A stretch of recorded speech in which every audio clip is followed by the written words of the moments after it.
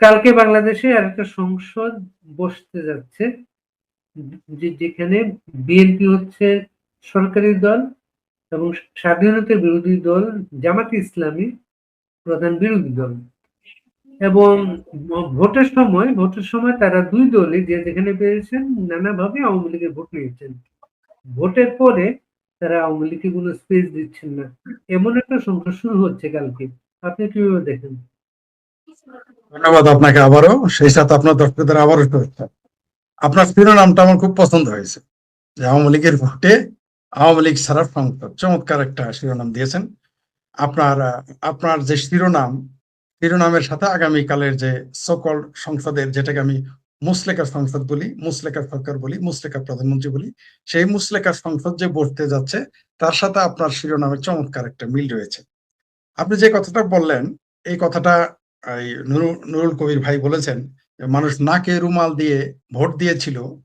যেমন মানুষ বিষ্ঠা দেখলে নাকে রুমাল দেয়, গার্বেজ রাস্তাঘাটে ময়লা দেখলে নাকে রুমাল দিয়ে পথ হাঁটে, ঠিক সেইভাবে বিএনপিকে ভোট দিয়েছিল যাতে বাংলাদেশের মানে একেবারে প্রকাশ্য স্বাধীনতা বিরোধী যারা, তাদের যেন আস্ফালন কম থাকে, সেই জন্য বিএনপিকে নাকে রুমাল দিয়ে ভোট দিয়েছিল। অনেকটা আমি বলতে পারি যে নাকে খত দিয়েও ভোট দিয়েছিল কেউ কেউ। কিন্তু কালকে কি বসতে যাচ্ছে? মিলকে জুলকে সরকার। এরা কোন সরকার?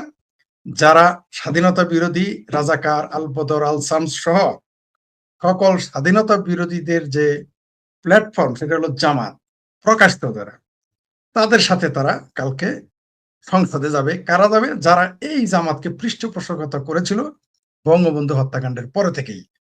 বঙ্গবন্ধুকে সপরিবারে নৃশংসভাবে হত্যা করার পরে, বলতে গেলে বাংলাদেশকে হত্যা করার পরে তাদের যে পৃষ্ঠপোষক হয়েছিল সেটা ছিল বিএনপি। আজকে যে তারেক রহমান, তার পিতা জিয়াউর রহমান ছিল তাদের পৃষ্ঠপোষক।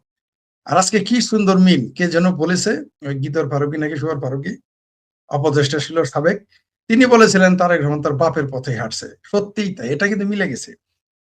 ওই তিশার স্বামীর কথা আমরা যতই খারাপ মনে করি, এটা কিন্তু সত্য বলেছে যে তারেক রহমান তার পিতার পথ ধরেই হাঁটছে, যার কারণে আজকে তিনি হচ্ছেন প্রধানমন্ত্রী, সরকারের নির্বাহী, আর তার বিরোধী দল হচ্ছে তার পিতার পৃষ্ঠপোষকতা দেওয়া দলটি জামাত, আজকে বিরোধী দল। মানে একেবারে মানে একটা হচ্ছে প্রকাশ্য স্বাধীনতা বিরোধী দল, আর একটা হচ্ছে সেই প্রকাশ্য স্বাধীনতা বিরোধী দলের অপ্রকাশ্য পৃষ্ঠপোষক। মিলকে জুলকে তারা সংসদে যাচ্ছে। তবে এই সংসদ আমাদের বাংলাদেশের মুক্তিযুদ্ধ বিরোধীদের সংসদ বলেই আমি মনে করি। খালেদ মহিউদ্দিনের একটা টকশোতে সম্প্রতি গোলাম পারওয়ারের, যে জামাতের যিনি সাধারণ সম্পাদক, তাকে আনা হয়েছিল। সেখানে এই কথাগুলো এসছে এবং খালেদ মহিউদ্দিন বলল যে বিএনপি কি ভোট কম পেয়েছে মুক্তিযুদ্ধের কথা বলে, বা মুক্তিযুদ্ধের প্রশ্নে জামাতের অবস্থানের কারণে জামাত কি ক্ষমতায় যেতে পারলো না?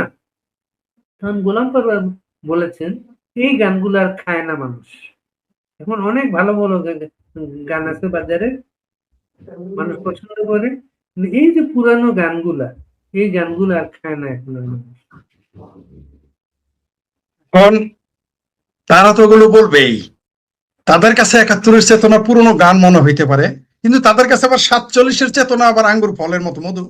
তাদের কাছে আবার ৪৭-এর চেতনা হচ্ছে ভদকা, তাদের কাছে ৪৭-এর চেতনা হইলো শ্যাম্পেন, তাদের কাছে ৪৭-এর চেতনা মানে যত রকম ওয়াইন আছে সব, ওইগুলো খুব চলবে। ৪৭-এর চেতনা বাংলাদেশে চলবে। আর এই গোলাম পরোয়ার নাকি পাওয়ার বলতেছেন, এই এই জামাতি মালটা, ওদের কাছে তো ৭১-এর চেতনা কিছুই মনে হবে না, কিন্তু জুলাইয়ের সন্ত্রাসী চেতনা আবার এদের কাছে ওকে টাটকা কটকটি শন পাপড়ির মতো, ভাজা চানাচুরের মতো মনে হয়। এগুলো মানুষ খাবে না। তার কাছে তো ৭১-এর চেতনার কথা শুনলে শরীরে জ্বালা ধরবে। ওই পাওয়ার বলেন, তারপর ওই জামাতের যত নেতা আছে, এদের তোর নাম জানি না আমি, এদের নাম জানার দরকার নেই, কারণ যাদের তাদের নামে তসবি টিপলে ভেস্তে যাবে তাদের দরকার, তারা মুখস্থ রাখুক। জামাতি যত নেতা আছে, এদের কাছে ৭১-এর নাম শুনলেই মনে করেন এদের শরীরে ফুসকা পড়বে। আর বঙ্গবন্ধুর ভাষণ যদি বাজান আপনি তার সামনে, তখন তারা ওইটাও বলে, এক এক বাক্স আর কতদিন বাজাবা, এক ক্যাসেট কতদিন বাজাবা, যতদিন তোরা সামনে থাকবি ততদিনই আমরা বাজাবো। এই ক্যাসেট শুনলে, বঙ্গবন্ধুর এই ক্যাসেট শুনলেই, ওই ৭১-এর ৭ই মার্চের ভাষণ শুনলেই দেখবেন আজান দিলে যেমন শয়তান পালায় যায়, বঙ্গবন্ধুর ভাষণ দিলেই আপনি আপনার আশেপাশে যত আপনি যদি বাংলাদেশে কোন রাজাকার আল বদরকে ধরতে চান, সুপাহু আর রুস্তম, তার আশেপাশে আপনি জাস্ট বঙ্গবন্ধুর সেই ৭ই মার্চের ভাষণটা মোবাইল থেকে শুরু করে দিবেন, সাথে সাথেই ধরা পড়ে যাবে। ১ সেকেন্ড দেরি হবে না। যদিও আজকে আমরা দেখেছি সেই জামাতের বাচ্চারা, আন্ডা বাচ্চারা বঙ্গবন্ধুর ভাষণ মুখস্থ করে সেটা বলে আবার পুরস্কারও নিয়েছে। কিন্তু তাদের চোখ দেখলে কিন্তু বোঝা যায়। তাদের চোখ মুখ দেখলে আমরা ঠিকই বুঝেছিলাম তখন। কিন্তু আমরা বললে তখন মানে নাই। আমরা যখন বলতাম তোমাদের ভিতরে সুপার পাওয়ার রুস্তম জামাত শিবির আছে, এগুলো তখন মানতেছে না। আমরা কিন্তু ঠিকই চিনতাম। তো এই পাওয়ার বলেন, ফাওয়ার বলেন, আর সাদা শকুন বলেন, এদের মুক্তিযুদ্ধের চেতনার কথা শুনলে এদের চিৎকার আসবে, এদের বমি আসবে, এদের সমস্যার সৃষ্টি হবে, এদের চিরতর পানির মতো লাগে। কারণ এটা তো লাগবেই।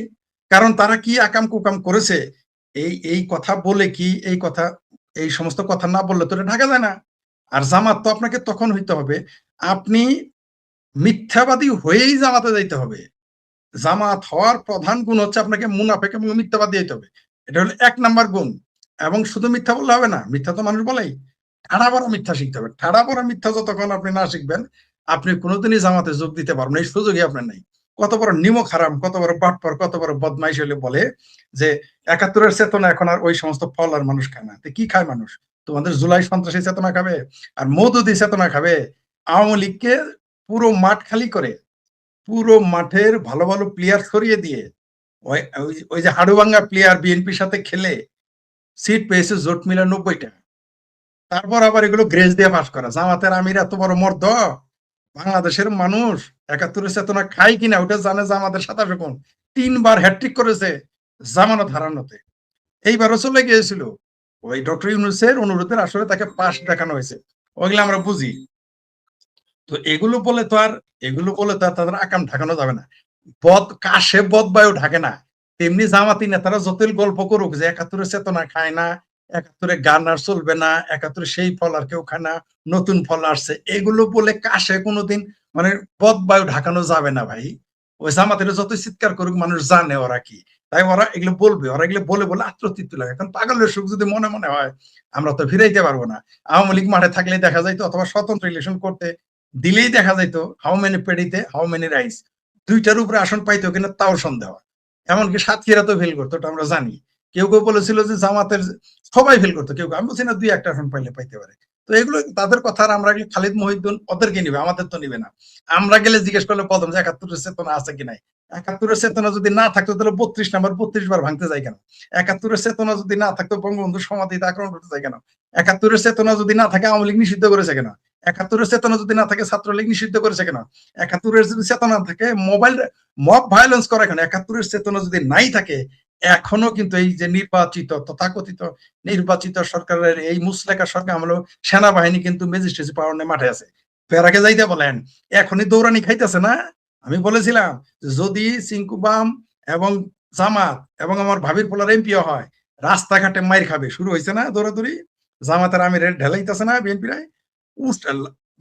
এই ৭১ এর চেতনা আছে কিনা? কয়দিন আগে তো জামাতের এমপি কালকে নাকি পরশু দৌড়ানি খেলো মসজিদে নামাজ পড়তে গিয়ে। এদের তো আকল নাই, এদের তো লজ্জা নাই। মানির মান পাহাড়ের সমান। হাটের মধ্যে জুতা মারছে তাতে কি? কেউ তো আর দেখে নাই। বিষয়টা এরকম। গায়ের কেউ তো আর দেখে নাই। জি। এই যে পার্লামেন্ট যেটা শুরু হবে কালকে, সেখানে জামাত অলরেডি আজকে বলেছে এই স্বৈরাচারের দোসর এই রাষ্ট্রপতির ভাষণ তারা বর্জন করবে। আর বিএনপি বলেছে রাষ্ট্রপতি এখানে ভাষণ দেবেন, এবং রাষ্ট্রপতি ভাষণ যেটা দেবেন সেটা আওয়ামী লীগের জন্য আরেকটা বড় বোঝা হয়ে যাবে কিনা সেই রাষ্ট্রপতির ভাষণে, বিএনপির লেখা ভাষণে শেখ হাসিনার আমলে সমস্ত নেগেটিভ বিষয়গুলো তুলে আনা হবে সেখানে। কারণ সাঁতারের উপরে তো আর পানি নাই। আওয়ামী লীগের জন্য মানুষ ২০ ফিট পানীয় গভীরতাও সাঁতার, ২০০ ফিট পানীয় সাঁতার। তো বিএনপি নয় এই যে আমলা থেকে প্রেসিডেন্ট হওয়া এই এই ভীতু লোকটাকে ভাষণ দেওয়াতে কি হবে? ওই ২০০ ফিট পানির জায়গায় নয় ২২০ ফিট পানি হবে। তো সাঁতার তো আওয়ামী লীগের জন্য সাঁতারই। এতে আওয়ামী লীগের কিছু যায় আসবে না। বরং যারা আওয়ামী লীগের সাথে গাদ্দারি করেছে তাদের বিষয়ে আওয়ামী লীগ সচেতন হইতে পারবে। আমি জানি যে তারা কালকে ভাষণ দিবে, সমস্ত ভাষণের ভিতরেই আওয়ামী লীগ একেবারে মানে সবচেয়ে খারাপ দল, এরা যার না মানে হাবিয়া দুজকে পাঠাই দিবে কালকে। আর যারা বিএনপি আর জামাত আছে আর জুলাই সন্ত্রাসী এদের সবার জন্য জান্নাতুল ফেরদাউসে পাঠাই দিবে আমাদের এই আওয়ামী লীগের প্রেসিডেন্ট, আমরা জানি এই বিতু প্রেসিডেন্ট। আওয়ামী লীগের ভুল ছিল যে এরকম একটা আমলাকে প্রেসিডেন্ট বানানো, সেই জন্য এই কথাটা বলতে পারছে। পরে এতে কিছু খুব একটা ফারাক পড়বে আমার মনে হয় না, কারণ ওই যে বললাম যে 200 ফিট পানির জায়গায় আর 20 ফিট পানি বাড়বে। সাঁতার আওয়ামী লীগকে তো সাঁতার কাটতেই হচ্ছে, আমাদের তো সবই সমান। আর যেটা বলেন আমার ভাবির পোলারা স্বৈরাচারের ভাষণ শুনতে যাবে না, ওরা তো নিজেরাই আল্ট্রা ফ্যাসিস্ট, ওরা তো নিজেরাই আল্ট্রা স্বৈরাচার। মব সন্ত্রাসে মানে চালনে কয় সুই সেদা কেন তুই, আমার ভাবির পোলাদের গাল ফুলে গেছে। আমাদের আঞ্চলিক ভাষায় বলে অফলায়, নয়া বউ তো গাল ফোলাইলে আমরা বলি অফলায়, মানে অজপাড়া গাইতে বলে। তো ওই অফলানের কাম বাজে নাই তো। ওই আওয়ামী লীগের প্রেসিডেন্ট ভাষণ দিলে তোমার এত খারাপ লাগে, ভারতের নাম শুনলেই তোমাদের শরীরে আগুন জ্বলতো। এখন না পেট্রোল নিয়ে আসতেছ, সরি এখন না জ্বালানি আনতেছ, কারেন্ট আনতেছ, ডিজেল আনতেছ, তাও কোন পাইপলাইন? যে পাইপলাইন হইলো শেখ হাসিনা বানানো পাইপলাইন, শেখ হাসিনার চুক্তি করা পাইপলাইন। এগুলো এদের গাল ফলানো, এরা গাল ফলাইছে, এরা নতুন বইয়ের মতো একটু গুসা করছে যাতে 2-4টা চুরি, 2-4টা বাদাম কদমা মানে শ্বশুরে নিয়ে আসে, মানে বিএনপি জন্য একটু ছাড় দেয়। আর তো কিছু না, বেজায় কষ্ট পাইতেছে প্রেসিডেন্টের ভাষণ শুনতে। জামাতের আমির বুঝি খুব ভালো মানুষ, যে জামাতে এরা 30 লক্ষ মানুষ হত্যা করেছে তারা বুঝি স্বৈরাচার না, যারা অগণিত নারীকে ধর্ষণ করেছে তারা বুঝি দেশের জন্য ক্ষতিকর না, তারা ভাষণ শুনতে পারবে, তারও ওয়াজ শুনতে পারবে। আর আমাদের প্রেসিডেন্ট সাহেবের ভাষণ শুনলে তাদের ইজ্জত যাই চলে যায়, মানে হাসবো না কান দিব সেই মানে বদবায়ু ত্যাগ করবো। বুঝতে পারতেছি না আমার ভাবির পোলাদের গুসা দেখে। ভাবির পোলারা আর কি চায়? শ্বশুরের প্রধান বিচারপতি বানাইছে, আর কি চায় আমার ভাবির পোলারা? শাশুড়ি রেখে আমার কাছে হাঙ্গা দিবে নাকি এখন? এটা তাদের খাসটা দিয়ে দেখে আমার কাছে তাদের, এদের যদি এত শক্তি, এদের কোনো কিছু আর ভালো লাগে না। চাইছিল চাকরি, হইতে চাইছিল কেরানি, কেরানি হইতে যায় মানে মন্ত্রী পিএস আর চাকরি নিতে যায় এমপি মন্ত্রী হয়ে গেছে তারা। আর কত চায়, আর কত বন্যামি করবো আমার ভাবির পোলারা? কয়দিন পরে ভাবির পোলার প্রেসিডেন্টের ভাষণ না, বাংলাদেশের রাস্তাঘাটে রসের বাইদানির গান শুনতে দিবে না, রূপ বানায় গানও শুনতে পারো না, পাবলিক উষ্টায়ন যমুনা পদ্মা মেঘনাতেও না, ঢাকার মান্ডা খালে পচা খালে ফেলাবে। আমার ভাবির পোলারা প্রেসিডেন্ট ভাষণ না শুনুক, তাহলে এটা প্রেসিডেন্টের জন্য ভালো হয়েছে যে কিছু আপদ দূরে আছে। আপনার ভাবির পোলা একজন হচ্ছে নাসিরুদ্দিন পাটোয়ারি, যে সেই দিন খুলনায় বিদ্যুৎ প্ল্যান্ট বন্ধ করতে বললো, এটা ইন্ডিয়ান ইয়েতে অর্থায়নে হয়েছে এটা। সেই দিনই বাংলাদেশ কিন্তু ডিজেলের জন্য ভারতের কাছে আবেদন করলো। এই লজ্জা রাখিব কোথায়, মানে এই লজ্জা রাখিব কোথায়? মানে আমার ভাবির পোলা যখন বলতেছে পাইপলাইন বন্ধ করো, তখন ভাবির চাচা জ্যাঠা আব্বারা ভারতের কাছে জ্বালানি তেল বেকিং করতেছে। এত লজ্জা নাই আমার ভাবির পোলাদের? তো হিসাব নাই যে সংসার কেমনে চলে। কারণ আমরা যখন ছোট ছিলাম, আমরা কি জানতাম যে আমার বাবার সংসার কিভাবে আয় করতে হয়, কত কষ্ট করে আয় করতে হয়, সেটা ব্যবসায়ী করুক চাকরি করুক, যে তা করে সে না বুঝে সংসার চালানো কেমন মজা। পোলাপানের তো আর বুঝে, আমার ভাবির পোলারা তো জানে না। ওরা মনে করতেছে যে এটা যে রাস্তাঘাটে মিছিল করলেই দেশ চলে, দেশ চালাইতে যে কি কি লাগে আমার ভাবির পোলারা জানে। ভাবির পোলারা তো মনে করতেছে এটা তাদের বিয়া হাঙ্গা করার মতো কেস। এত সস্তা না দেশ চালানো, এতে তো ন্যূনতম লজ্জা নাই। কয়দিন পরে বলবে তেল হিন্দু, তো বন্ধ করে দাও। আমরা তো চাই বন্ধ, মুরত যদি থাকে এই ভারতকে ছাড়া জামাত বিএনপি আমার ভাবির পোলাদের